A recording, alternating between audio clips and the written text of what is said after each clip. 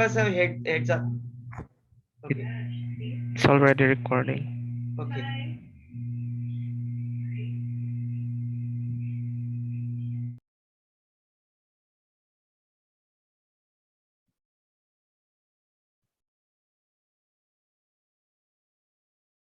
Has it started, Mike, now? Yes, attend this is coming.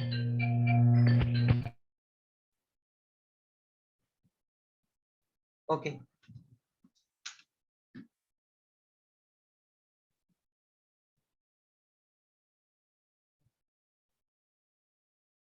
Hello. Good evening to our participants from Australia and Japan. Good afternoon to everybody in Asia. Good morning to the participants from Europe. And good evening and or good night to the people who are joining from US and Canada.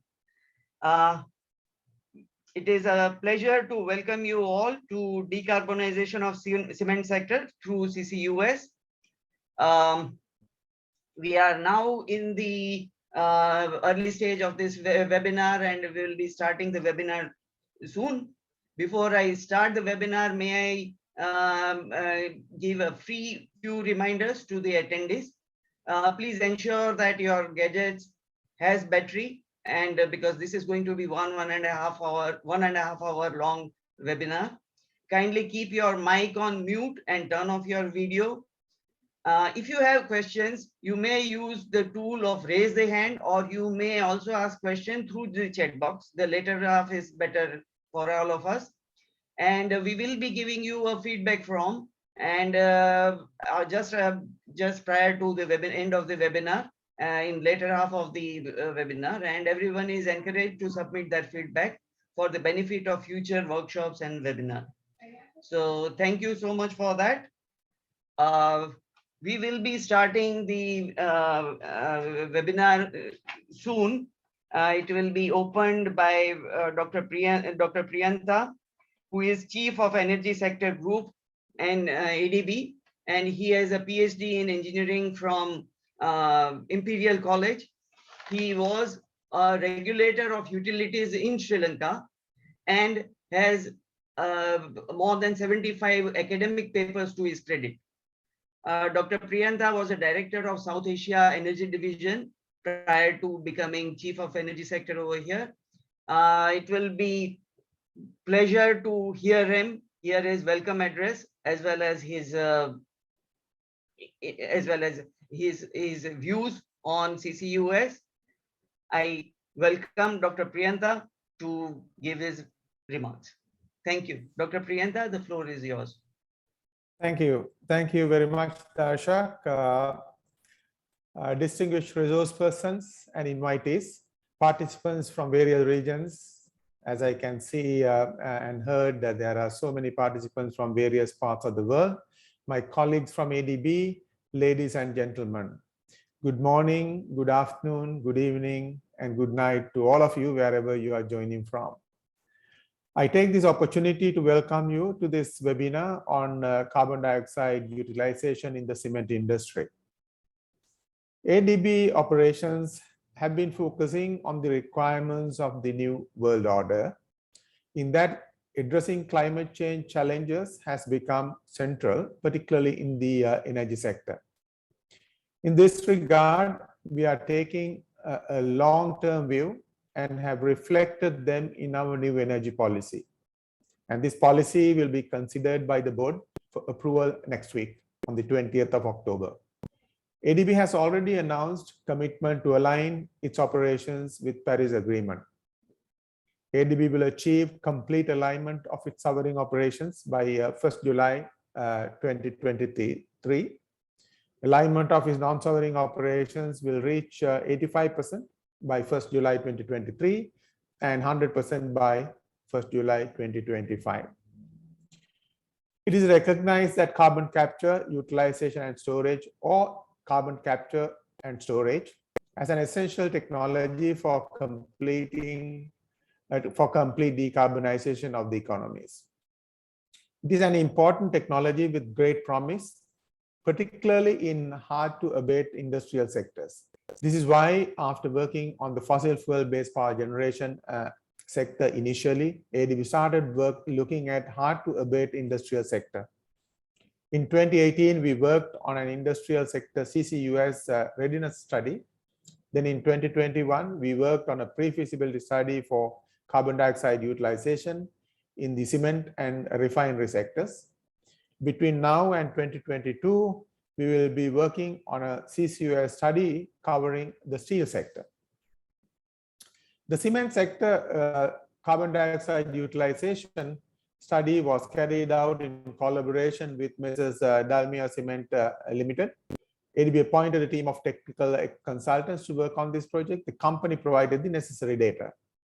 This arrangement obviously gave authenticity to the data used in the study, which is very, very important if you try to create a good perception of our work.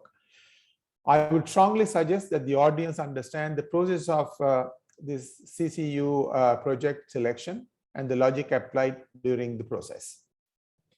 I'm delighted that Mr. Singhi, Managing Director and CEO of Mrs. Dalmia Cement, will be giving a keynote speech to project division of the Dalmia Cement Company Limited.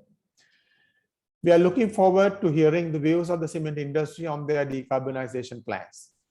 Apart from the address by Mr. Singhi and ADB experts, this webinar will also allow you to listen to representatives from two prestigious international organizations. Mr. Joe Lipopeng, Coordinator, Clean Energy Ministerial CCUS Initiative, and Ms. Claude Loria, Executive Director, Global Cement Concrete Association. Incidentally, GCCA has just published its roadmap for zero carbon cement 2 days back. So this will be an ideal time to understand the role of CCUS through the eyes of international cement community. In addition, we will also be having views from various experienced cement machinery suppliers through Dr. Tongbo Sui, Vice President Sinoma International CNBM from PRC, Mr. Puja of Dalmia Cement will also give an additional perspective. The climate finance angle will also be shared by our colleague Virendra from ADB. Last but not least, the group discussion will be moderated by my colleague Mayank from the private sector operations. I am sure this will be a rich knowledge sharing session, which will be helpful to all of us who are going to participate in this session. It will be great to have your feedback on what you have learned from this event and how we can do better in the future events. Energy Sector Group has identified a number of opportunities in CCUS in our DMCs where ADB can support. Let me end with an assurance that Energy Sector Group of ADB will be there to work with you to advance decarbonization, while of course focusing on providing energy needs of our DMCs, which is central to our operations.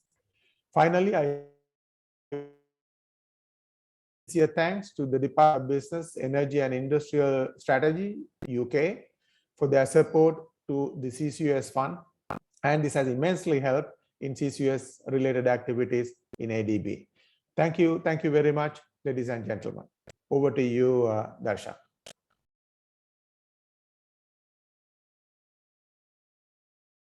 You are muted, Darsha. Oh, sorry. Thank you so much, Priyanta, for your enlightening views, and it's really helpful to understand the how ADB is thinking for CCUS. We are still yet to have the keynote address speaker. He has not yet been able to join yet. Let me take this opportunity to change the order a little bit, and I can request Miss. Oh, you have joined, sir. Okay, thank you. Thank you so much, Mr. Singhi, for joining. Sorry. So let's continue with the original plan. Thank you. So Mr. Singhi is already here. We had the pleasure of working with him over course of making this study. I'm thankful to him for agreeing to give this keynote speech during the webinar. And he has a very long experience on cement sector and has tremendous enthusiasm for decarbonization. Let's hear from him. Mr. Singhi, the floor is yours. Thank you for joining. Happy morning, and dear sisters and brothers. It's a happy morning, happy afternoon, and happy evening to all the global participants. Today, it's my honor and pleasure to address you today on a subject which is very dear to my heart. I would like to congratulate the Asian Development Bank and Government of United Kingdom for organizing this webinar. Can I just switch off my video? I'm finding some problem. Sure. Decarbonization for industry means coming out of CO2 in a big way. And friends, globally, 1/3 of the CO2 emission come from industries that are essential to function for human requirements and providing products for better improved lifestyle and infrastructure. In the past 3-4 years, net zero transition by mid-century has garnered a lot of interest from global stakeholders, more particularly the youth, because the latest research on climate change impact is abundantly clear, which is to avoid the worst climate impacts, global greenhouse gas emissions to drop by half by 2030 and then reach net zero around mid-century. This urgency has been recognized by an unprecedented number of businesses and governments who are supporting strong national climate ambition through the climate agreement. This comes on the heels of the UN Secretary General asking countries to come forward with net zero targets. Besides, a growing number of countries have joined the Climate Ambition Alliance and Race to Zero with aspirations to become net zero emission countries and societies. Several initiatives running globally to set ambitions and commitments to become net zero from regions, cities, businesses, investors, and civil societies are accelerating. In fact, yesterday, I delivered a TED talk in the Countdown Summit in Edinburgh, Scotland. The enthusiasm which I could see in this Countdown Summit for working, whether from society angle, from country angle, from industry sector angle, that was great. And this countdown was actually countdown first for COP26 and then for net zero 2050. The global expectations from the industry are clear to become a zero carbon industrial sector by mid-century. You may have also understood that maybe more than 50% of global GDP have already taken the pledge to make their economy net zero by 2050 or before, except China, who would be doing it by 2060. The long-term global goal is to create a net CO2-free global economy. The established levers to achieve decarbonization are energy efficiency, renewable electricity, carbon-free fuels used in transport, building, and industry, and nature-based solutions such as afforestation or certain sea-based solutions also. However, despite doing all this, meeting a 1.5 degree scenario is not possible, as certain process-related emissions are independent of these existing as well as established levers, and hence they need another economic system that sustainably reduces and compensates the emission of carbon dioxide. Now, the need is to gather all the forces together to come out with these actions. As a result, the heavy industry is considered hard to abate because it is tough to reduce the process-related GHG emissions. When we say hard to abate, it gives a sense of relief or a guarantee that deep decarbonization of heavy industry has become crucial because an economic system that sustainably reduces and compensates the emissions of carbon dioxide does not exist today or exist in a small scale. It's a mindset challenge, I would say, as well as something which may not be existing, but we all together would be required to explore. So I think the first thing which we all need to do is to collectively change the mindset and to start thinking even certain unexplored solutions so as that we can call this hard to abate sector to possible to abate. And once this positive thinking starts, I think the solutions would come forward.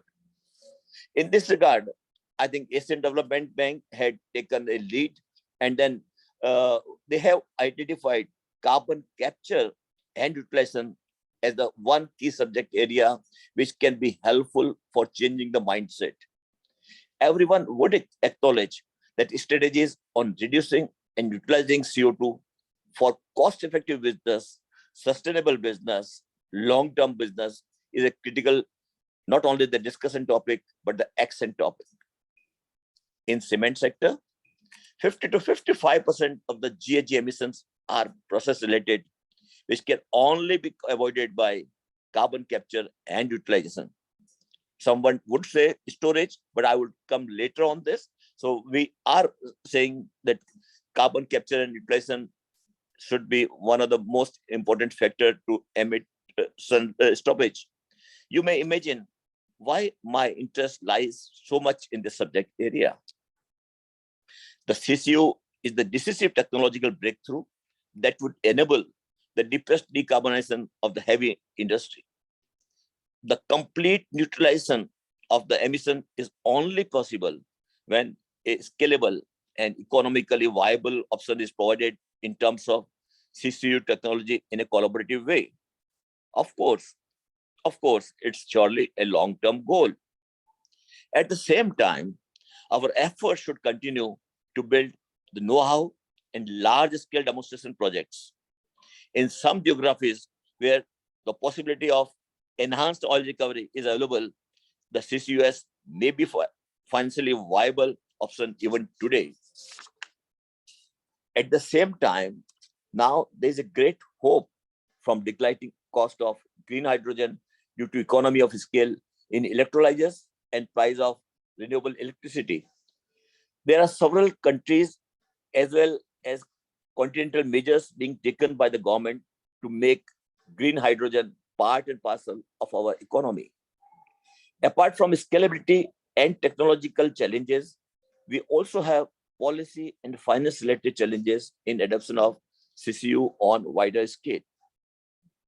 We all are aware that CCU is in a very nascent stage with respect to financing of such projects, more particularly in developing countries where there are no support for innovation funds or green finance. To achieve the scalability of CCU, we need grant funding in developing countries. The international carbon market is one such tool which may help bridge the gap by providing viability gap funding, but still it's not in the sight. At the same time, the methodologies to bring CCU projects in the carbon market mechanism are yet to be developed. It's a space which needs to be looked into various agencies such as ADB, World Bank, and other similar financing institutions who have dedicated carbon project cell. Friends, as I mentioned earlier, the path to zero carbon is another opportunity to show that we care for the society and the planet. In my view, we should unequivocally support the decarbonization pathway because it makes business sense for all of us in a long term, if not today. As leaders, we need to give the right vision to the leaders of tomorrow. We all should think of the cost of inactions are far greater than cost of actions. In this context, I would also like to highlight that at Dalmia Cement, we have already created a carbon negative roadmap 2040, following our business philosophy of clean and green is profitable and sustainable. And I would say this philosophy has driven us to become one of the lowest carbon footprint cement company globally, as well as one of the highest profitable cement companies in India. And this also support that if we take sustainability actions very in advance, ultimately it becomes profitable and sustainable together. Some of the key levers we identified for our roadmap are, which we call Dalmia determined contributions. It's the same way the countries have come out with their national determined contributions. We have also come out with Dalmia determined contributions. They are usage of 100% renewable electricity and doubling of energy productivity by 2030. Replacement of 100% fossil fuel, I would say, replacement of 100% fossil fuel by the use of sustainable biomass, bamboo plants, municipal waste, and plastic waste by 2035. We have already replaced in India in our operations 11% and hope to do it 35% by 2025 and 100% by 2035. Promoting green blended cement by use of alternate waste materials to conserve mineral resources and energy.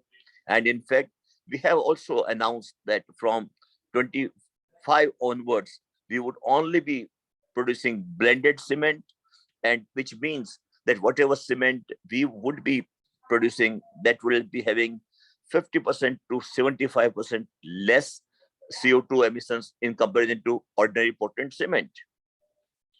And most importantly, deploy advanced technological innovations such as CCU in totality before 2040, and technologies such as green hydrogen use, electrification, solar, calcination, etc.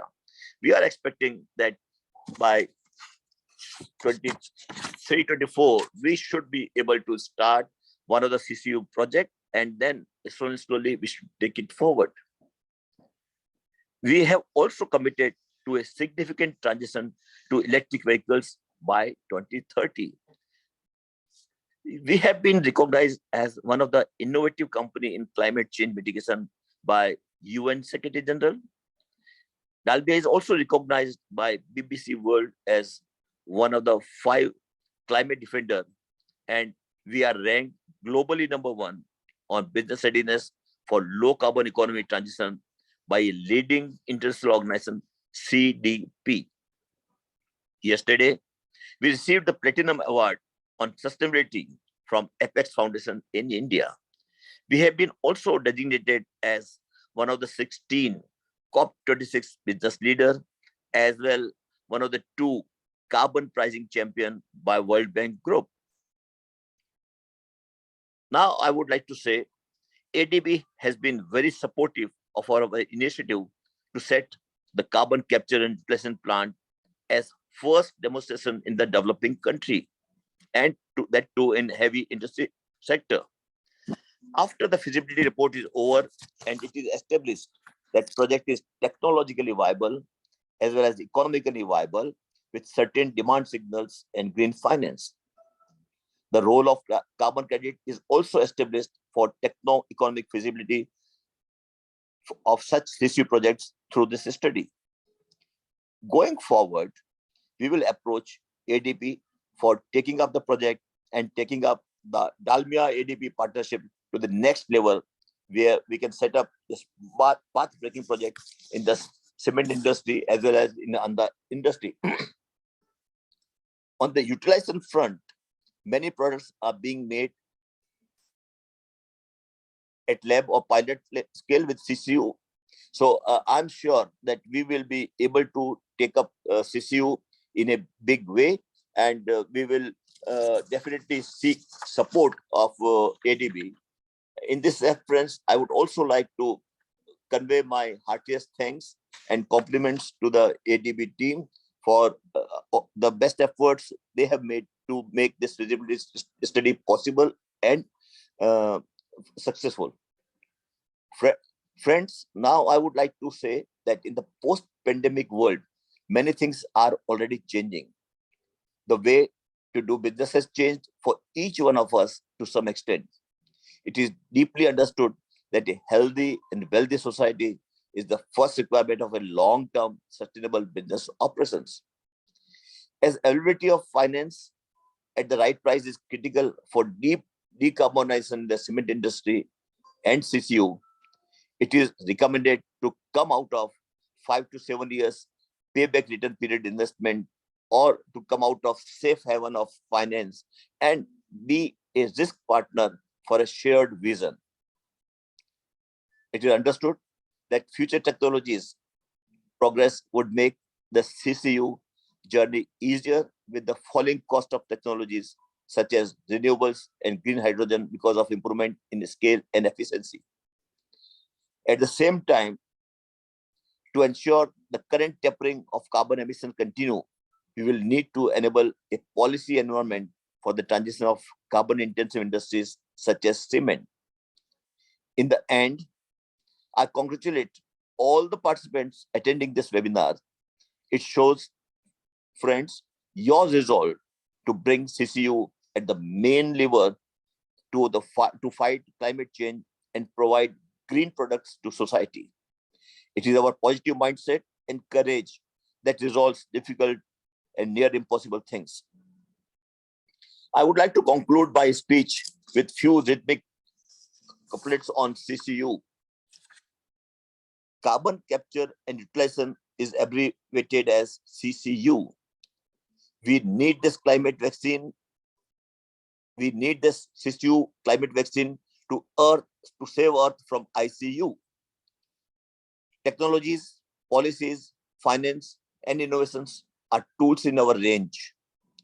Let us better use them for success and to reverse the climate change. So, say goodbye to those lessons stating CCU is fiction. Say goodbye to those lessons stating CCU is fiction. As we know, it is an emerging big solution. Hope you have enjoyed this CCU messages and deep measures, and I wish all the best to all of you. Thank you.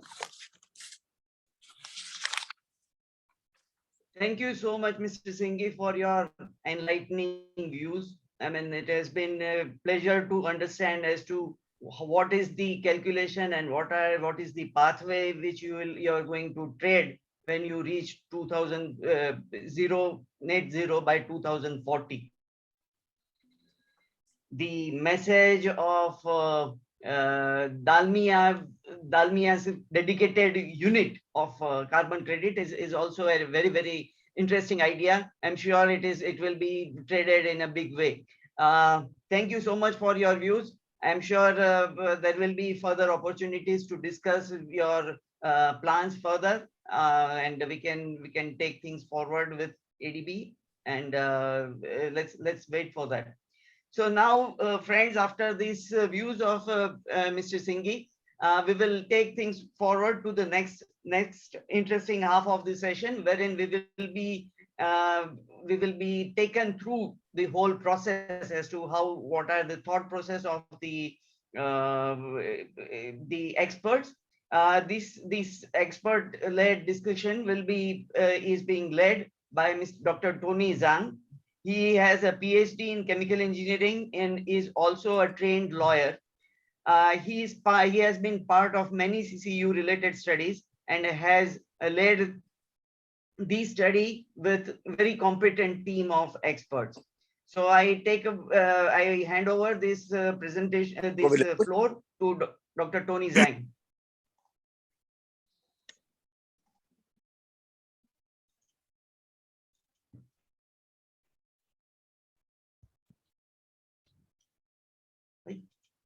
Thank you, Dashek.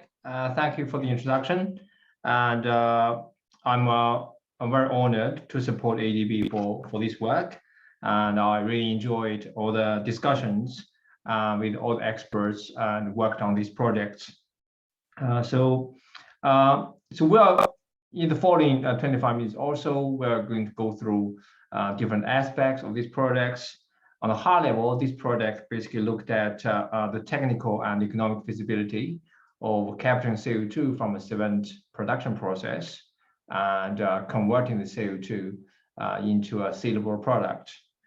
So the project team included two capture experts, Devika and Guido. And so Devika will be speaking later. And also we have utilization expert, Mr. Bujadi, civil engineer, Mr. Carr, and so environmental specialist, Dr. Viren, and co-financial specialist, Mr. Baliga. So without further ado, I think we will start with the first presentation to start with the capture. So that will be delivered by Devika.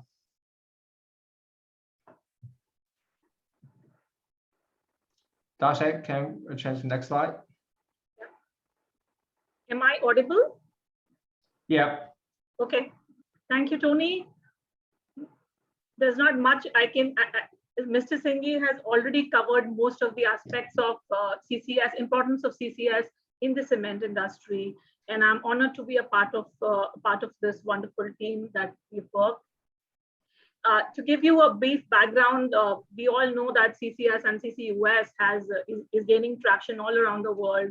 Over the last 10 years, the landscape of the potential of CCS and CCUS in different sectors has increased, and specifically for cement industry, the last 5 to 7 years have been very critical.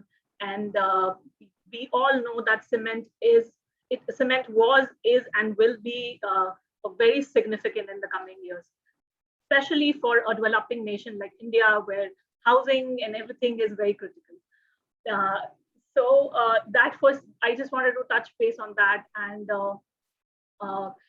so in the year 2018, in India, Cement Sustainability Initiative had launched a low carbon roadmap for the Indian cement industry. And that's when a lot of work had started in the Indian cement industry. The Indian cement industry had started floating initiatives. They had started working on the basics of, starting with energy efficiency improvements, the use of alternate fuels, clinker substitution, and different technologies were already in the process. But at the same time, carbon capture, as Mr. Singhi clearly said, that most of the process emissions are from the process.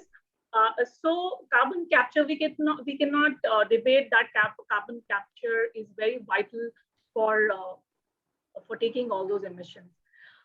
The way we have proceeded in this capture study was we have done all the research landscape. We revisited all the landscape. We know that a lot of activities are happening all over the world. The cement industry is at the top of their game. They are evaluating technologies at different levels.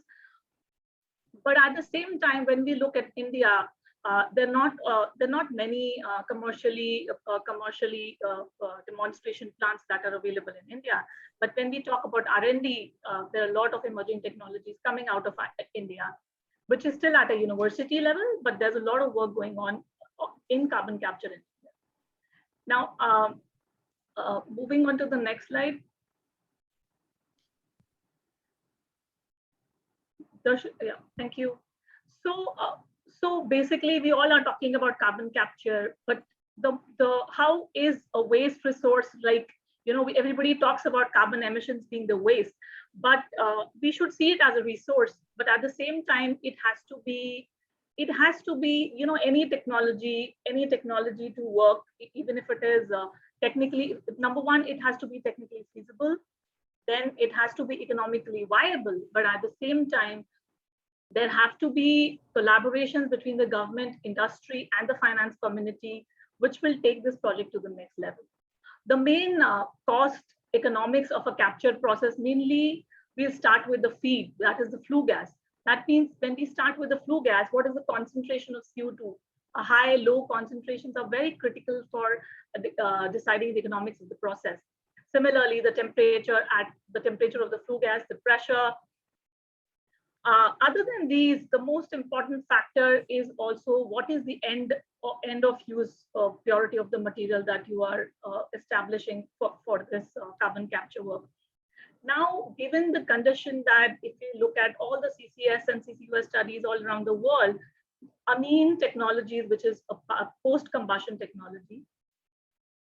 In case of cement industry, when we talk about different carbon capture routes, post-combustion and oxy-fuel combustion are very relevant.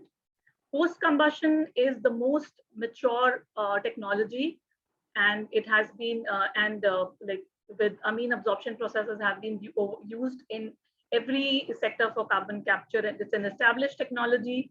And for this project, our recommendation was to start as a base case with a amine-based carbon capture system.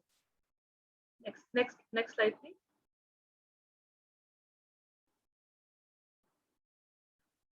Now, this is a basic snapshot of the cement process. On the left side, you can see the Dalmia Cement's Ariarul plant. We have emission numbers for them. The circle that you see on the right, on the left side of your slide, that is the main clean stack where the most of the flue gases come off. And on the right hand side, if you see the table, we'll see the carbon dioxide concentration of the clean stack is actually 13.2. Whereas when we talk about most of the cement plants in all over the world, the typical concentration is between 14 to 33%. So in this case, this concentration, the concentration of CO2 is comparatively lower than what is there around the world. At the same time, this cement plant has a capacity of 2 MTPA clinker capacity and 3 MTPA cement capacity. With our civil experts, we identified what is the space availability for us to set up a cement plant, for us to set up a carbon capture facility. So we have identified a space where we can put up the carbon capture and utilization unit, which is next to the clean stack. Next slide, please. So this is a basic. So we designed the whole system on basis on a amine system, which is monoethylene amine. We used a base case for using 30% MEA and MEA by weight and 70% water. And in this, it's a basic amine system wherein we have a direct contact cooler to get the temperature of the flue gases to get them to 40 degrees, so that the solvents to avoid solvent degradation. Then we have an absorber with absorber, then moving on to the stripper to absorb the CO2, and the final end of purity of the product that we are expecting to be sent to the utilization route is 99.9% pure, which will be obviously after cooling the system. And then it has a regular reboiler duty and basics of any chemical absorption system. The next slide, please. The parameters or the basis that we have used is we have designed this plant for a 0.5 MTPA plant for carbon capture. And the various parameters, we have done mass balances, heat balances to calculate the basic utilities that will be required. The lean solvent loading is at 0.22 mole carbon dioxide per mole of MEA, and the rich solvent loading is 0.48 mole CO2 per mole of MEA. The solvent usage as well as all these process parameters were calculated, and they are provided in details in our report. Can I have the next slide, please? Now everything comes down to cost. What is it going to cost? So as per the estimates that we have done, these are very conservative estimates, cost estimates, because this was a pre-feasibility study. So We have calculated the cost for the steam, electricity, what will be the water requirements, solvent, and the total cost of capture that comes is $56 USD per ton of CO2. Mr. Baliga will definitely discuss the details in our financial sections. But this is just an overall view of what the cost is going to look like. The capex of the system is $25 per ton of CO2, and the OPEX is estimated at $30 per ton of CO2. Now, there's definitely, because it's a feasibility study, there's still definitely room for improvement. We have suggested a different heat integration opportunities that could reduce the cost, and definitely using different solvents than MEA. There's a plethora of technologies available that could be used, but this is a base case that we have studied. And now, when it comes to when I said the main challenge was, the main challenge is the low concentration of CO2, but now at 13%, and it will definitely change if we are using a higher concentration of CO2 in comparison to a low concentration CO2. Other than that, the utility cost changes because it's very specific to the site where you are having a capture facility. The utilities and all these things are quite significant when it comes to capture. Now that we are done with capture, I would request Mr. Bujade to talk about the next one, which is CO2 utilization. Thank you, Devika. It's my pleasure to be part of this particular webinar. And you are seeing the product here as urea. But let me tell you, we didn't know that urea would be the product when we started the study. The study started in November 2020. And after our thorough study and analysis, multi-criteria analysis, we had a meeting with top management of Dalmia Singhi, where Mr. Singhi also participated. And that was the time when we selected urea as a product. So 5 months of rigorous work, I would try to capture in next 10 slides. And it would cover basically how we came to urea as a CO2 derived product. Next slide.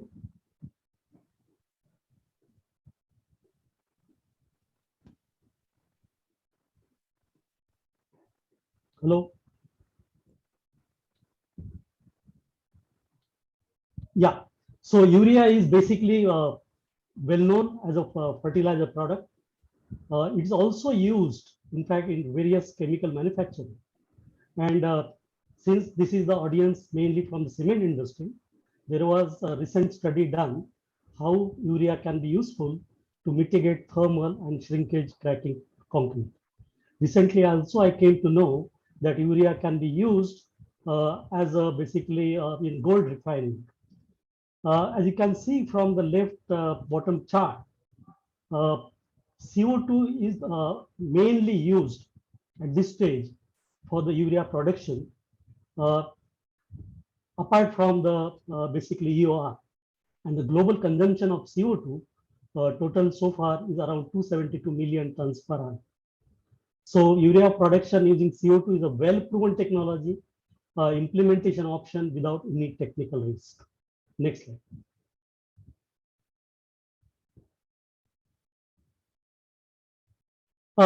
As I said, this technology has been proven over the years, and it has been optimized over the decades for resource optimization and process safety. And the main feedstock has been fossil feedstock, natural gas or coal. In China, most of the feedstock is coal, but world over, 70% of the plants are natural gas based. And CO2 is a byproduct ammonia production. And in the urea synthesis process, CO2 and ammonia are combined, and basically it makes urea.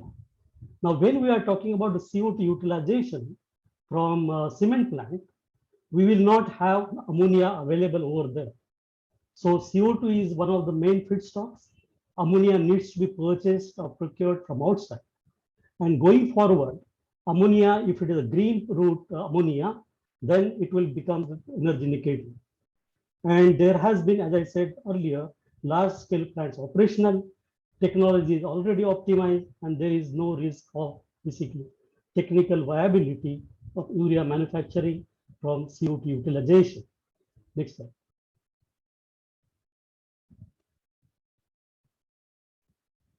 So how did we arrive at urea? So there are 8 parameters which we have considered for this particular study. Technology readiness level, capex, opex, and payback period. These are the economic factors, market demand, energy consumption, and whether we can avoid carbon capture, because it's a significant cost, as Devika has proposed that. So there can be numerous permutations and combinations for arriving at the goal of right technology and pathway. Now, technology readiness level, as you can see from the graphic on the right bottom, there are 9 levels of TRL. TRL 1 to TRL 9, TRL 1 being the conceptual stage, and TRL 9 is the proven technology, which is already commercialized. And urea is like that. So basically, the lot of weightage is given to TRL. The intent of Dalmia is very clear. They would like to implement the project for CO2 utilization in near term. So after screening, we have come to certain few products. Next slide.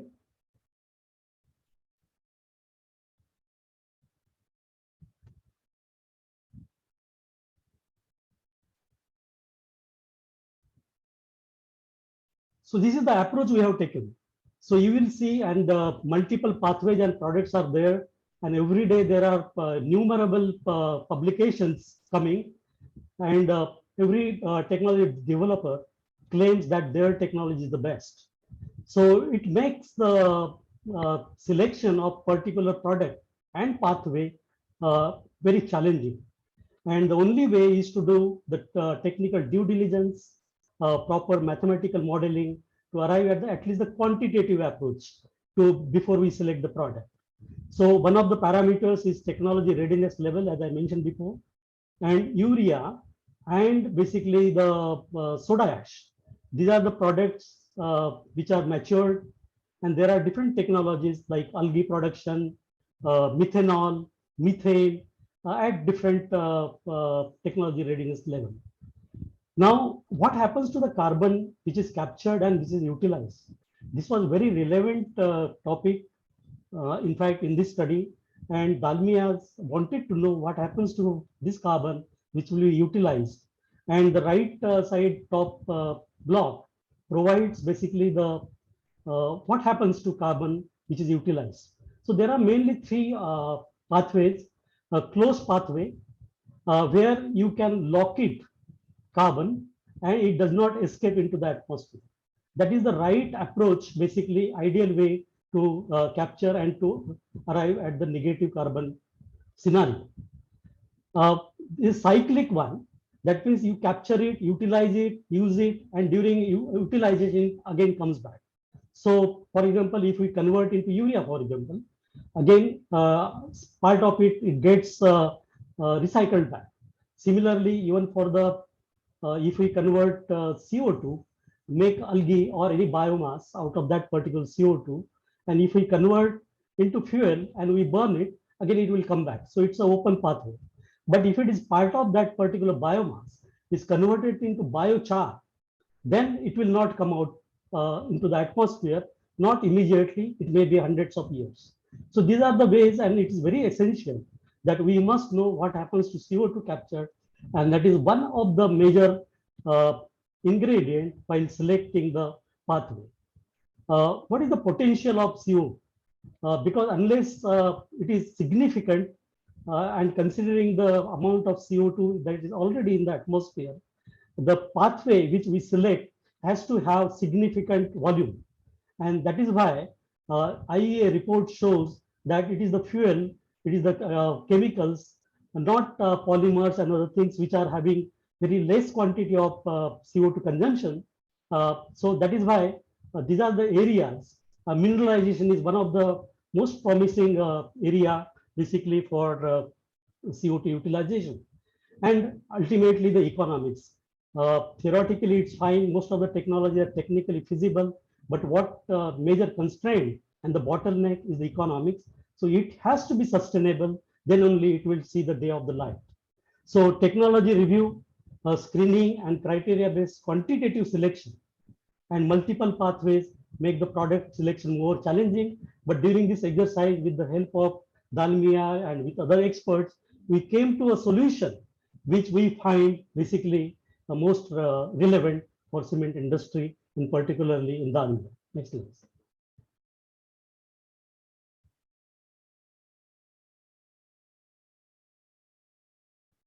So after preliminary screening, we have identified 6 products.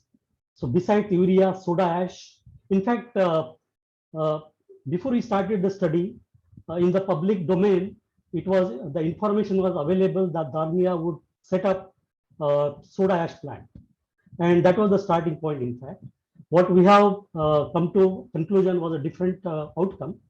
So in that study, we have studied mineralization, methanol, algae for feed or food, and biocrude from algal biomass. So different processes are there.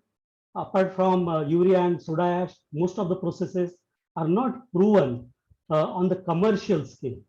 They are at the demo scale. Methanol, of course, there is a huge traction world over because of green hydrogen and green energy that has become cheaper. So this particular slide lists out different aspects.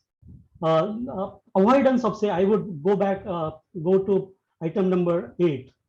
Carbon capture cannot be avoided in case of urea and soda ash. Go to the extreme, algae as a product. It is possible to use even flue gas as it is for the algae production and algae cultivation. Mineralization, there are technologies which can utilize flue gas as well as pure CO2.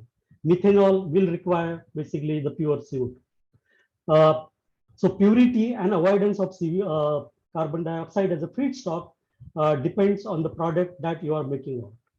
And unique features of this particular, all these technologies, on the one extreme, you have got urea and soda ash.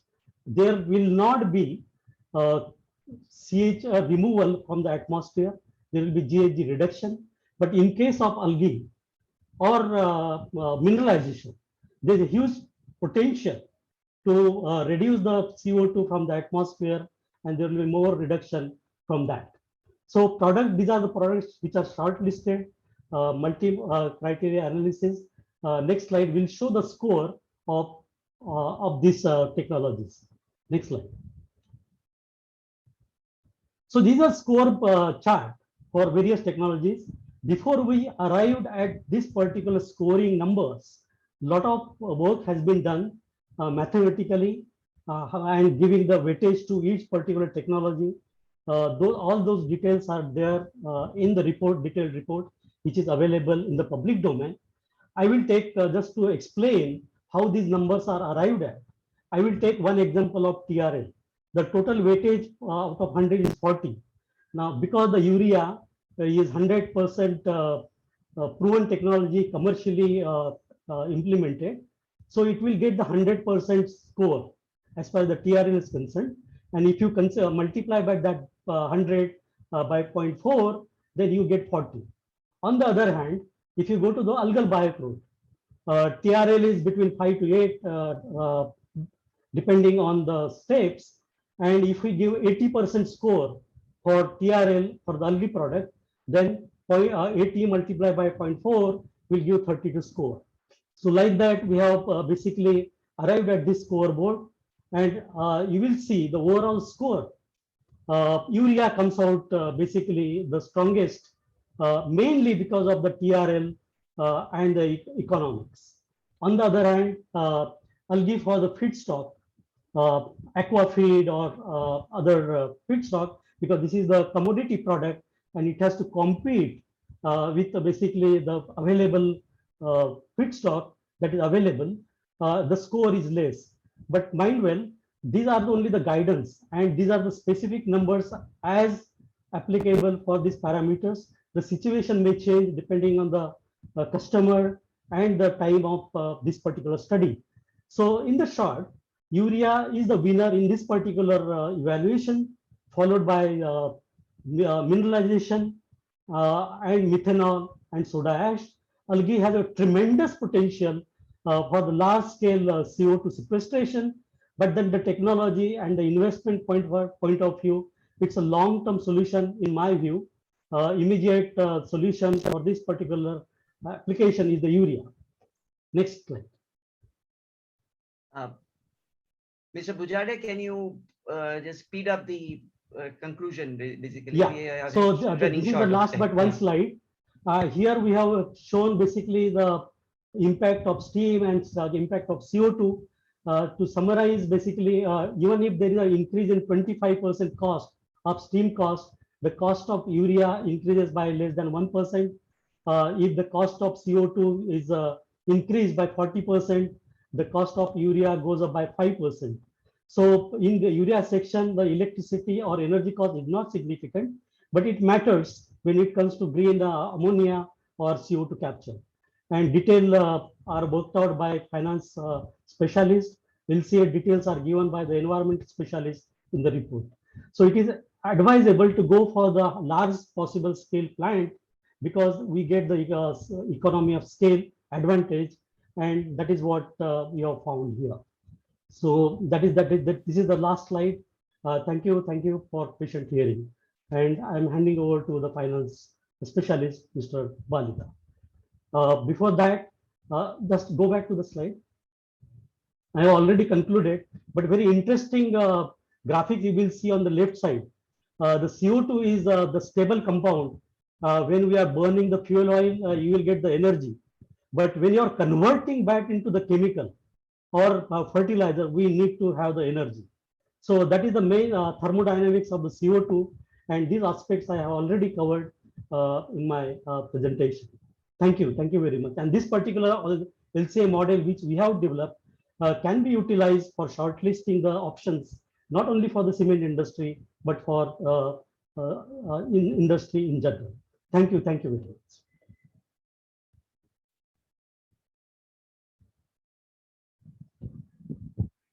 Yeah, next slide, please. Good evening to everybody. The financial assessment has been made for the base model. Then subsequently, we have done sensitivity analysis for verifying the how the return on equity responds to changes in the parameters. Now, the base case is conversion of 500,000 tons of carbon dioxide into urea, and the input data has been furnished by the concerned technical specialist. The construction period is 3 years. Inflation rate is assumed as 4% per annum. The expected rate of return on equity has been calculated from the capital asset pricing model, which works out to 20%. And in meetings with Dalmias also, they have generally agreed that they expect a return of 20% on the equity. Then rate of interest on term loan is assumed as 12%. Debt equity ratio is 70-30. Customs duty is 29.8%, which is prevailing currently. And depreciation is 15% of written down value. And price of electricity, this is the grid price charged by the State Generation and Distribution Corporation, which is $4.84 per kVA. That is a fixed charge, and a consumption charge of 9 cents per unit. Sale price of urea, this is a 13-month average from May 2020 to May 2021, which is $270 per ton. Next slide, please. Yeah, this is how the expected rate of return on equity has been calculated using the capital asset pricing formula, pricing model formula. This is standard formula. Here, RE is the return expected on equity. RRF is the risk-free return. Beta is the coefficient of variability of share price of Dalmias with the market. Then RRF is again risk-free return. Now, risk-free return, the result will be 20.4%, for 48%, our rounded it to 20%. Risk-free return is the return on long-term Government of India bonds, which is 6.77% current yield. And coefficient of volatility is 1.57. market expected rate of return, that Sensex return, which is 15.5%. Next, please.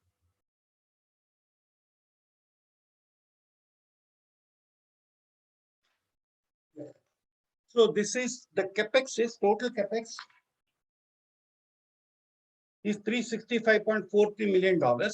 And the breakup is like this: 62.02% is for utilization plant, 26.60% is for the capture plant, then 11.32% is the interest during construction, 0.06% is the cost for arranging finance, like front-end charges, documentation charges, etc. Next, please.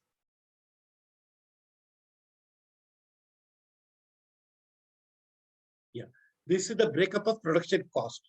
The initial OPEX, first year OPEX is $167.35 million. And in the OPEX, the interest cost and depreciation tapers over the period. But the average cost, we have calculated the breakup, 63.77% is accounted for by ammonia. There's the main component. 9.06% is accounted for by electricity. 10.6% is the other direct expenses like labor charges, solvent, water, coal, etc. Then 8.62% is the factory overheads like maintenance cost, insurance, etc. 3.2% is the depreciation, and 4.75% is the interest on loans, bank loans. Next, please.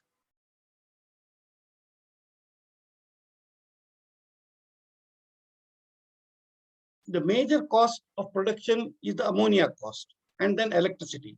So the return on equity is not very sensitive to the transfer price of carbon dioxide.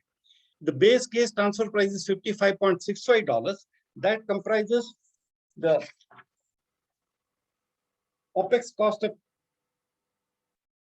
$30.33 per ton and CAPEX cost of $25.32 per ton.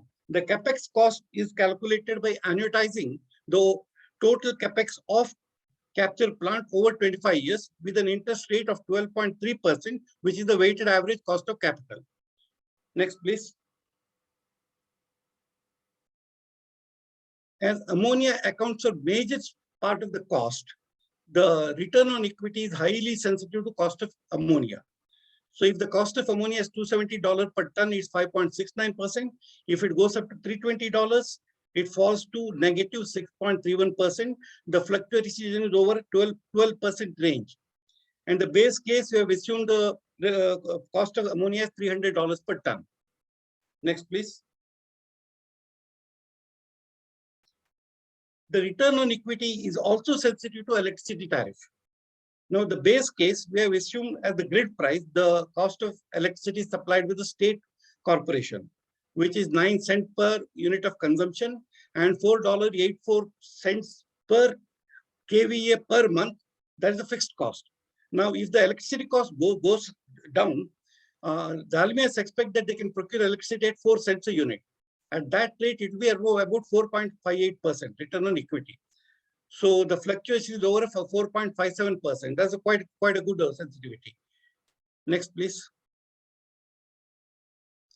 This is the movement of urea sale price in India over the last 13 months, starting from May 20 to May 21. The average is $270 per ton. Next, please.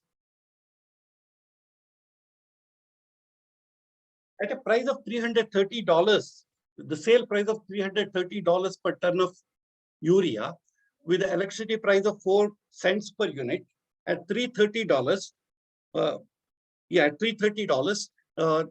the project will yield a return on equity of 20%. And if the sale price is $325 and electricity tariff is 4 cents per unit, and cost of debt is 10%, then even at $325, we can achieve a yield of 20% return on equity. But at lower prices of urea, the project will require viability gap funding as shown in the graph. Next, please. Government of India provides support because the supply in India is less than demand. So GOI requires at least 75% of the urea produced by any urea manufacturer has to be name coated. The government of India decides the price at which the urea is to be sold, and it has to be sold to the farmer at $81.92 per ton. And the government of India decides the price based on cost plus basis. The difference between the price of cost plus basis minus the price sold to the farmer is reimbursed by a subsidy by the government. Next, please. Yeah, these are the key findings. Demand for urea in India outstrips the supply, hence there's a ready market. With urea selling price of $330 per ton and electricity tariff of 4 cents per unit, project yields ROE of 20%. At lower selling price of urea, viability gap funding will be required to achieve a ROE of 20%. Ammonia accounts for 63.77% of the production cost of urea, including depreciation and interest. Reduction in cost of ammonia significantly improves ROE. Reduction in other components of X will also improve ROE. Impact of reduction in capex on ROE is comparatively less because capex gets spread over 25 years. The rate of interest on debt does not have significant impact on ROE because interest forms a very insignificant part of the cost. Reduction in electricity tariff can significantly improve ROE. Government of India provides subsidy for neem coated area for ensuring reasonable return to the urea manufacturers. Thank you. I'll pass it on to the team leader.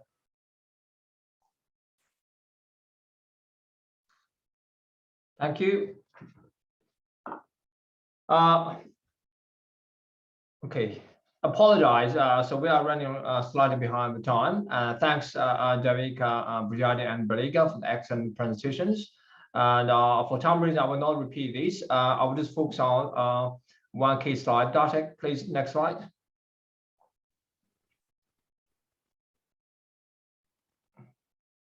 Next slide. So as Devika, has talked about capture, Brigitte has talked about utilization, especially the utilization matrix, and Mr. Brigitte developed as part of this project. I think that's maybe utilized by other cement producers and who wants to look at different utilization options. I think that might provide a useful tool. Financial assessment, I think Mr. Baliga already told us, and different scenarios, what's the financial gap like. So now I just want to tell you a little bit more regarding the emission reduction. So as part of the criteria and when choosing utilization projects, especially in the developing country, in addition to climate change goals, I think we also need to consider other UN SDG goals as well. So that's why fertilizer, that's critical for agricultural development, and so that's another factor for choosing utilization products. So regarding emission itself, so as you can see, we listed several scenarios here, and clearly by applying carbon capture to a cement plant and utilize it, and just use some energy from fossil fuel, and you achieve some emission reductions about 0.14. So that's the line number 2. Now, of course, if you can use green ammonia, and you can achieve further reductions, which is about reduced by 0.182. And then with if you use biomass to produce steam and heat, and use ammonia from fossil fuel, you can reduce your emissions by 0.71. And of course, the bottom line is if you use biomass boiler and green ammonia, you achieve maximum emission reductions, which are 1.38 and emission reduction. So here for these ones are listed, it's considered scope 1 and 2 emissions.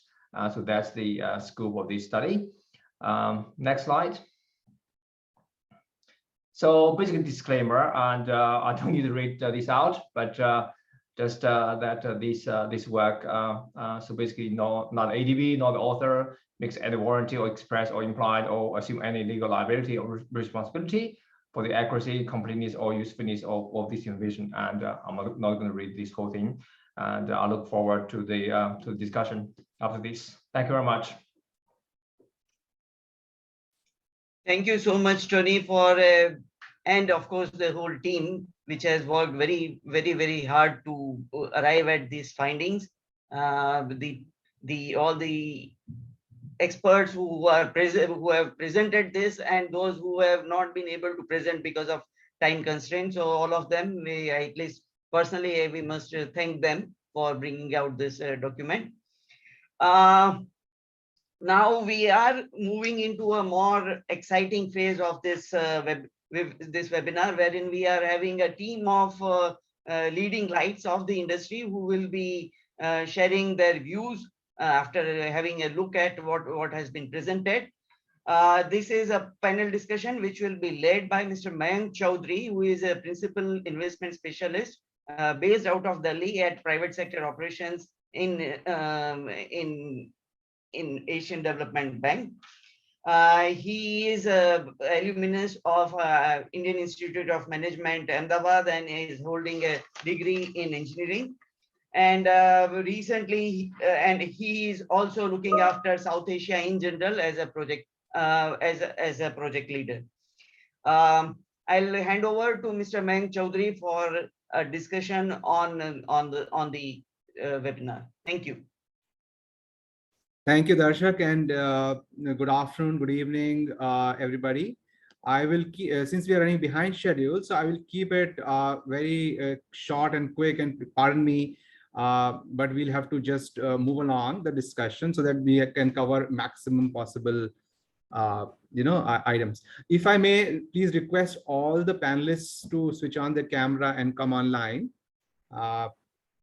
And then what I will do is I will not give you separate times to introduce yourselves. Darsha, can you have the slide with all the panelists' names so that we can read? Yeah. So what I will do is I will pass on to each one of you the podium, virtual podium, and I will ask you to briefly introduce yourselves and also tackle the first question under this panel discussion, which is, what are your initial thoughts on the presentation which has been made, and what would you like to see as a next step in this study, in this journey? If I may start with Ms. Claude, please. Yes, good day, everyone. So I'm Claude. I'm working for GCCA, the Global Cement and Concrete Association. I'm the cement director. I think this is just really timely, this conference. Probably you are all aware, and it was mentioned in the introduction, GCCA released this roadmap to net zero emission by 2050. That was 2 days ago. I'm happy to share the links for the one who could not make it. And CCUS will play a critical role in this journey for the cement industry to reach net zero. According to the GCCA roadmap, it will cover 36% of the emission reduction. And our members have also in this roadmap committed to build 10 CCS plants by 2030. So this work is really important, and I really welcome this. And there are many projects around the world. I think the industry is doing its work in developing this pilot, but I believe that what is key now in the next steps is the support of the government, and this is probably also where the ADB and all stakeholders can help to make this CCUS an investable proposal, because not only that we are committing to the plans by 2030, but also we see this decade, the decade to make it happen and be really ready to then deploy the technology after 2030 to be able to cover this 36% emission reduction. So what is really important is to make this an investable proposal, and for this the industry will need access to abundant and competitively priced renewable energy, because CCUS is not a free lunch in terms of energy consumption. We obviously need public-private partnerships to speed up CCUS development. We need regulatory certainty to provide the long-term policy that will continue to justify investment in those technologies. And then I'm aware that this is really about use of CO2, but we need to make this possible from an infrastructure perspective, but also for the storage. So really next step to me is how to turn this into an investable proposal for the industry. The technology works, we all know it. Thank you. Thanks a lot. I'll move on next to Dr. Tongbo. Sir, please introduce yourself and maybe you can talk to us about your brief impressions about CCUS presentation which was made, and also expand on the CCO work which is being done in China. Do you see in the near future any pilot project or a commercial scale project coming up soon? Thank you, distinguished delegates. My name is Tongbo Sui from Sonoma CNBM. I'm very honored to participate in this very important webinar. I really appreciate the ADB and our Indian colleagues, for the kind invitation. To me, actually, so my observation, to CCUS cement actually is that to achieve the carbon neutrality of cement of the cement sector. So first, we need varieties of solutions, to achieve the same goal. That there won't be any single silver bullet, to achieve the target. The second is we need to establish a cross-sector, cross-borders collaboration, for achieving the carbon neutrality of the sector. So for China's case, actually, I really appreciate actually, our Indian colleagues at ADB, the project team, to share the outcome of the project in India. That's really very helpful for China and also the rest of the cement sectors in the world. Actually, the project really reminded me of a case in China. Actually, 15 years ago, there's a cement plant. Actually, so they used the CO2 from they directly use the CO2 from the flue gas, to produce the ammonium carbonate, as a fertilizer. So that was only a very simple process, not as what we just heard from our Indian colleagues. The project that's very important step to take action, to use the CO2 to capture from the sector. So, and also wish to take the opportunity to share with you a few cases of the CCUS in China happening. So the first project I wish to introduce is Taiwan Cement. Actually, it's a demo project using the calcium loop, for the biosynthesis of algae.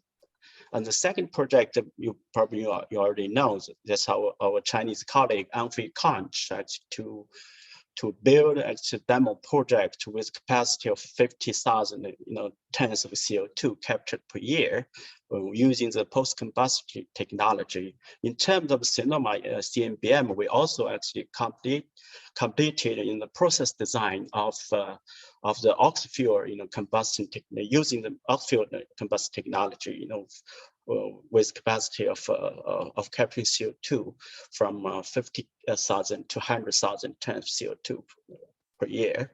The DAMS project actually is going to build within the 5 years. And we also have a plan to build a full process CO2 capturing production line in a cement production line with capacity of 2,000 up to 2,500 tons per day capacity to production line.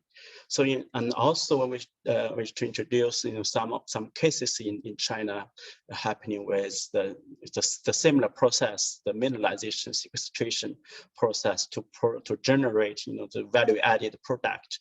For example, we already actually completed the project, built the project to use the CO2 from the flue gas to produce the precipitated calcium carbonate and precipitated barium carbonate, That's actually the exactly, you know, the very the project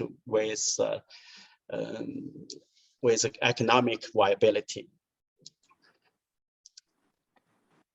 Thank you. Thank you, Dr. Top. So my next, I'll move on to Mr. Juho. Please, if you can introduce yourself and also give your first impressions about this project, what could be the challenges in implementing, and also how CEM is going to help the cement industry move along the path of decarbonization using CCUS. Okay, thank you. Yeah, thank you for the invitation to the event, and also thanks to ADB for your continued leadership in the field, not just in transforming the economies of the ADB regions, but also in your particular interest in carbon capture and CCUS that you've held for a long time, and it's really, really highly appreciated. So the Clean Energy Ministerial is a voluntary government process that aims to accelerate all kinds of clean energy technology deployment, and including CCUS. And so we bring the government element to the discussion. I think looking at the presentation of the project, I mean, doing this analysis on cement and in India is absolutely, you know, spot on. We all know that cement is a critical sector for our lives, but also critical sector because emissions need to be reduced, and CCUS can really play a big role here. And looking at India as the key emerging economy, you know, these two elements really are very, very important. I think what's interesting and what's commendable also is to clearly seek like a financeable concept from the start. And you know, the effort that was put to looking at the finance using CO2 for urea, I think is really really interesting. The big game in the future will also have to be in the storage of CO2, but if new capture projects can really be driven with utilization angle in the beginning, I think that's very very interesting and extremely good. I think a question I would have is that how repeatable is this concept if you look at you know, Dalmia and Dalmia's cement plant fleet? How representative is this, and how much can it inform future projects? I think that's something that is something in my mind, and that's obviously not a criticism. That's more like a question, that how can we use this not just for this particular project, but going forward as well. The SEM, in a very very short nutshell, our group can help governments build better carbon capture policy by learning from each other, foster the creation of different incentives that governments will put in place, and many of our members have already put in place, but these need to be speeded up. The other point was also already what Claude mentioned, infrastructure. I think it's an area in particular where public authorities can play a role in both design and even in you know, owning and operating CO2 pipeline and storage systems in the future. Could also be envisaged, and I think that would be a particularly important point for a sector like cement, where there is, I think, little knowledge nor interest in operating pipelines and storage. It's to get rid of CO2, and that's governments can play a big role in setting that infrastructure. And a third point that we can help is to bring governments and industry and the finance sector together to look for these projects and opportunities in different sectors in different parts of the world, so that people, you know, repeat these types of analysis in real projects more and more in India and in other countries. I'll stop here, and I can come back later on. Thanks. Yeah, thank you. I'll move on to Ms. Ashwini. And so, Ms. Ashwini, please do introduce yourself. Since you have been involved in this project, so obviously you are intimately aware. So I think from you, we would like to hear what are the challenges, what you found during this pilot project, and how do you think it can be scaled up, and what assistance would the industry need if you were to scale this up? Thank you, Mayank. When in 2018, Dalmia Cement embarked upon the ambition of becoming carbon neutral and also carbon negative by 2040. At that time, we were already one of the lowest carbon footprint cement companies in the world, and also had achieved the CDP rank #1 on low carbon transition. So beyond that, if we have to further reduce, apart from other levers like energy efficiency and material circularity, as well as fossil fuel replacement, the most important lever was to be carbon capture. And whether we go in for carbon capture and utilization or carbon capture and storage, that was the decision to be made. So having done a lot of research on the area, we thought that the emerging technologies or the emerging economies of the world are going to depend more on carbon and hydrogen, the combination of carbon and hydrogen, so that in future gradually we will produce synthetic carbohydrates or synthetic hydrocarbons instead of fossil-based hydrocarbons.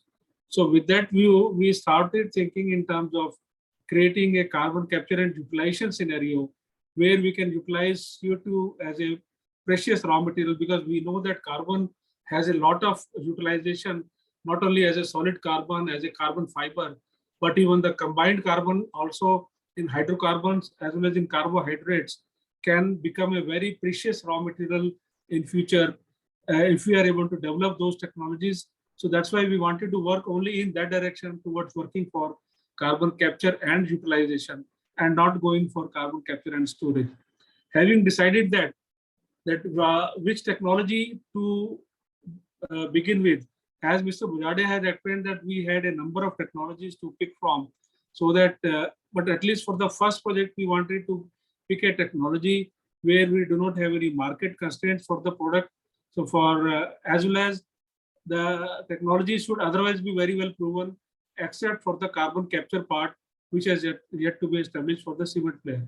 So from that angle, urea was selected as a resource, as a product, where we only have to prove on the carbon capture part, and rest of the technology is readily very well known and very well established.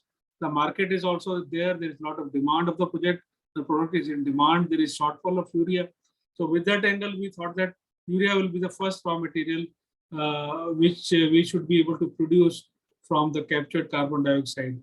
And having known very well that process emissions from cement, which are of the order of 50 to 60%, we believe that we cannot do without carbon capture if we have to make cement industry carbon neutral. So with that view, we made a combination of captured carbon dioxide and urea to begin with in this. And as far as scaling is concerned, we believe that since the urea is a product in which there is a lot of demand, not only in India, but also in developing countries, so there will be perhaps initially no constraint in demand of urea to begin with. So that's why scaling perhaps should not create any problem, provided there are enabling government policies to provide adequate financial resources for this technology. Thank you. Thank you, Ashwini. So before I go on to Virender, may I request all the participants, so if you have any questions, so please put them in the Q&A box, identify the panelists whom you'd want to address the question, and you can actually type in the questions. We will not have too much time, but we'll have some time to take some questions. Now I come to my esteemed colleague, Virenderji.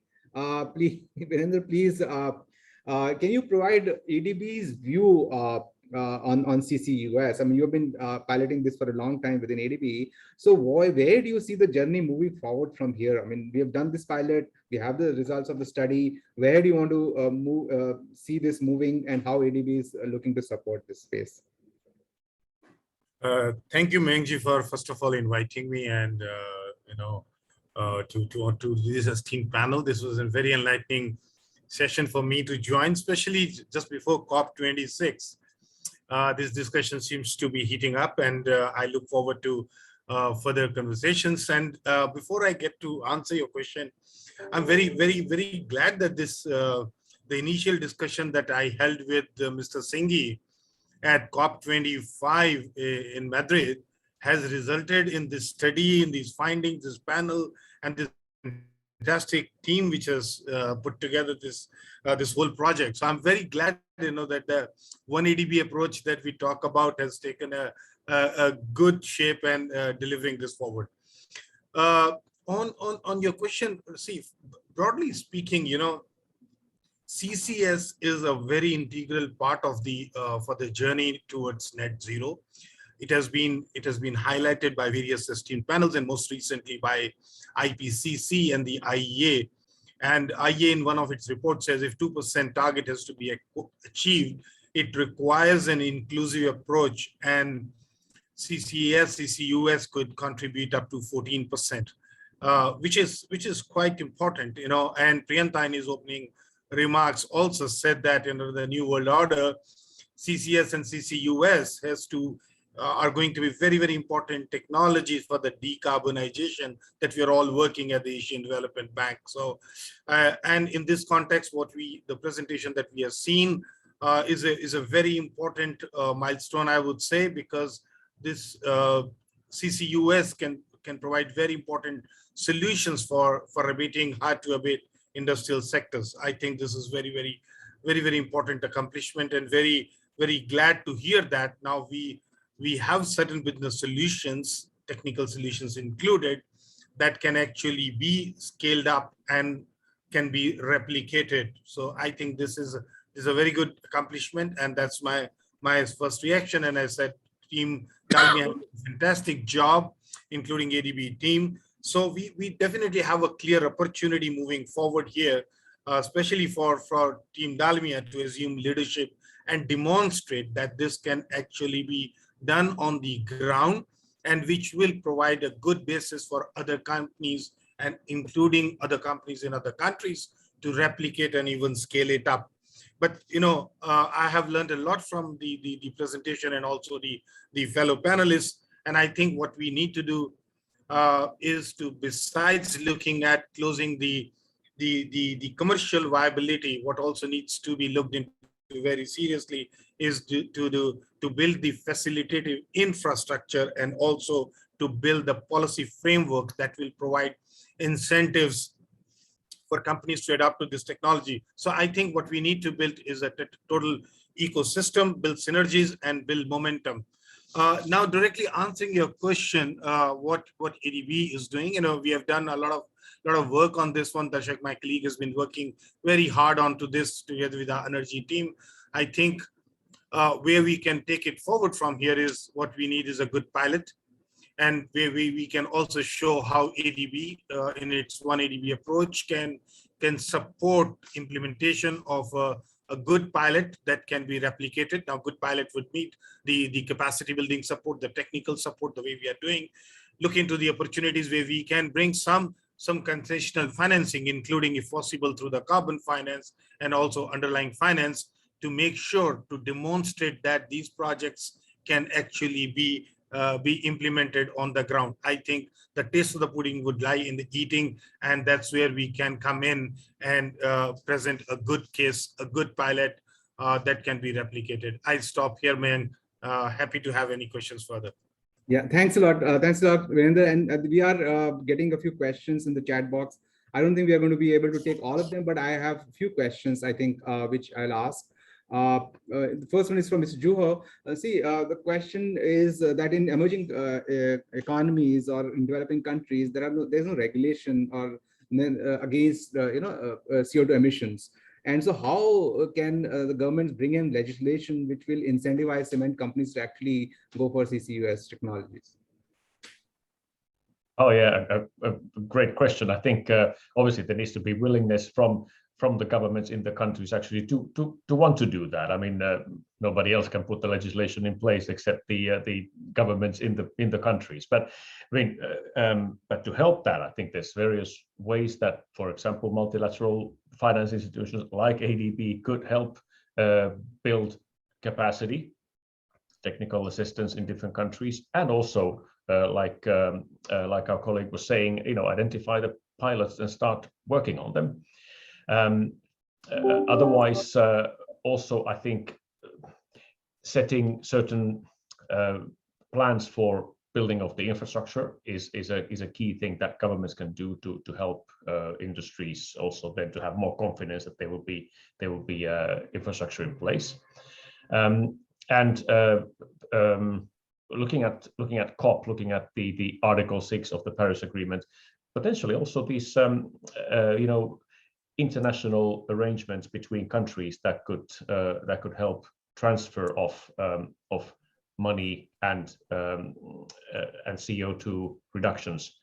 It could be another interesting avenue to investigate by many countries. Okay, my next question is to Mr. Ashwini. Is Dalmia looking to implement this CCUS in other cement plants of the company?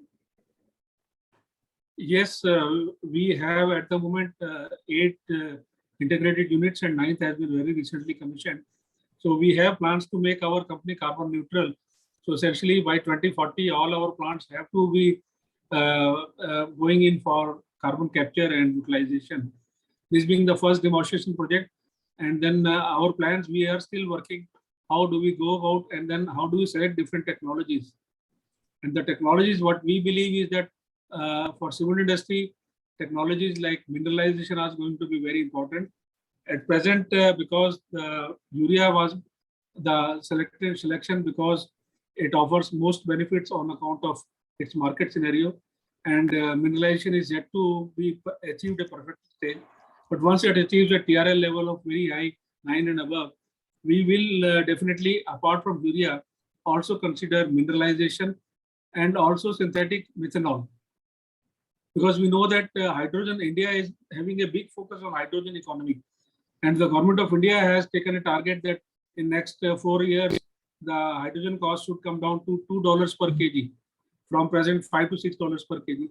And private players like Ambani's, they have announced urea target of $1 per kg. Once that happens, so hydrogen is going to become almost cheaper by 70%. In that case, products like urea and also products like carbohydrates like methanol, etc., are going to become very competitive. And we are very hopeful that these technologies, with the emergence of lower cost hydrogen, as well as with further reduction in cost of solar prices or renewable power, the products are going to become very much economically viable in the near future. But only in the immediate future, if it will definitely require government support in the form of grant financing, so that first demonstration projects can be put up for at least demonstrating a technical viability. And in future, we are very much hopeful that financial viability will automatically come from reduced cost of renewable power as well as reduced cost of green hydrogen. Thank you. Thank you. So I'll be able to take, I think, only one more question because we are over time already. But I'll ask, and this question is for Virendra. Is ADB able to finance coal power projects which will implement the CCUS technology?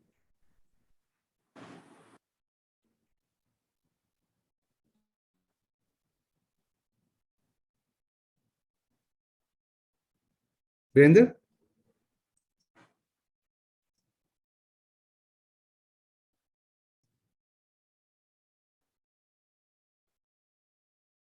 Are you able to hear me? Yeah, go ahead.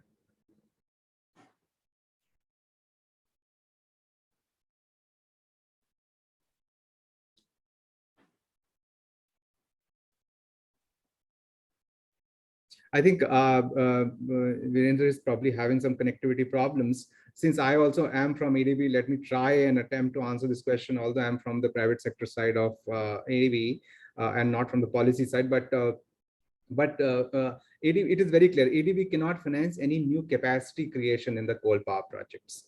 So that is very clearly we have laid out. We will not be adding into the new coal plant capacity. On whether you can retrofit a CCUS in an existing coal power plant, we have to see.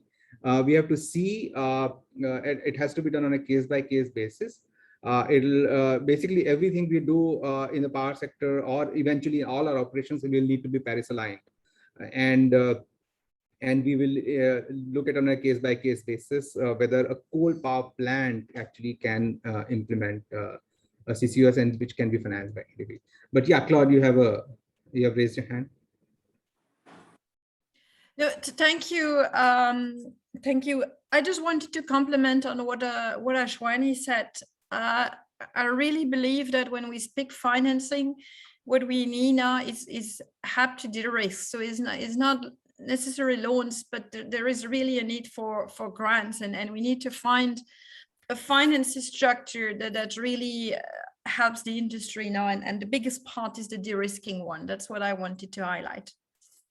Yeah, that's what I also actually wanted to contribute on that aspect, is that because I'm coming from the private sector side of financing, which is commercial financing, and our mandate is actually to finance development projects on a commercial basis and also mobilize external financing for development projects. So from our perspective, I think it's a very good demonstration that you don't need a lot of support. You need some support. And you need some support, especially if you look at urea. You need support if the market prices are falling below a certain threshold. That is when you actually need a grant kind of a support to hold the price at a particular level, which gives sufficient return on equity to the commercial investors. But everybody will have to take a little bit of cut. Lenders will probably need to finance it at a slightly lower cost. Building equity investors also need to expect slightly lower returns, and philanthropic capital needs to come in and provide certain grant to cushion the variability in the urea prices. I mean, that's just one example, but I think the same principle will be applicable across if you were to look at other products. So I think if everybody comes together, then a solution is there within a grasp. I don't think it's very far out in the horizon. It is right there in front of us, which can be implemented. With that, I think I would like to close this session. It was extremely insightful and interesting, and thanks to all the panelists for spending your valuable time and providing very deep insights into this very important topic. All the questions which have not been answered, we will answer them in a written format, so that at least none of the questions actually can get left out. I will pass it on to Darshak. Darshak, you want to take over now?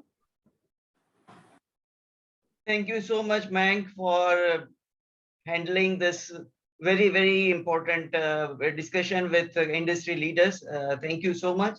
And just a small announcement from my end. We are going to put up a small questionnaire for everybody to answer, all the participants to answer. So please take it. The participants are requested to answer that, and that will be our basis for evaluation, and we will be taking it forward in the next webinars.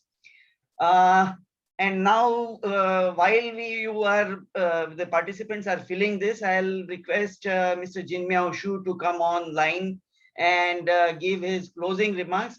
Mr. Xu is he is the leading light right now in energy sector group, who is looking after the CCUS related activities.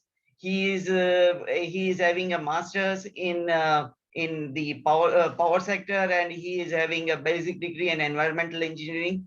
And I'll hand it over to Mr. Jinmiao Xu to give his closing remarks of this, and will request all the participants to complete the feedback form. Based on your feedback form, we will be sharing the conference materials with you.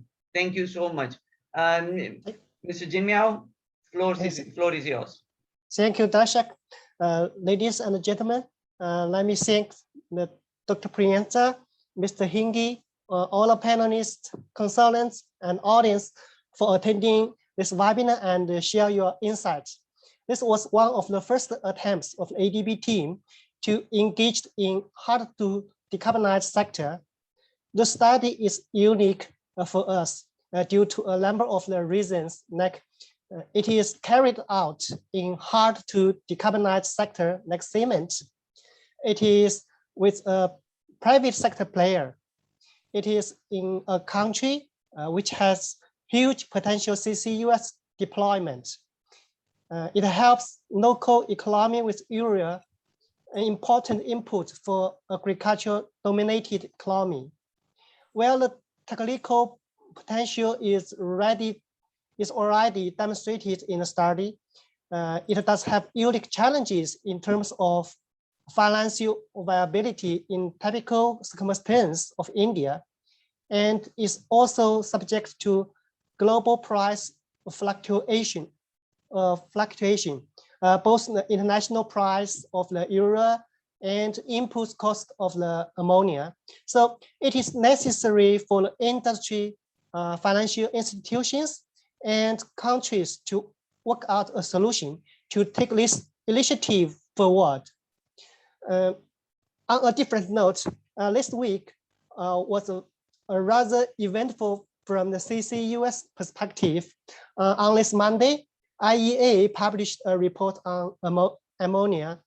On Tuesday, GCCA published a net zero pathway for cement industry. On Wednesday, GCCSI published its annual review reports of the CCUS. The same day, IEA published the World Energy Outlook 2021.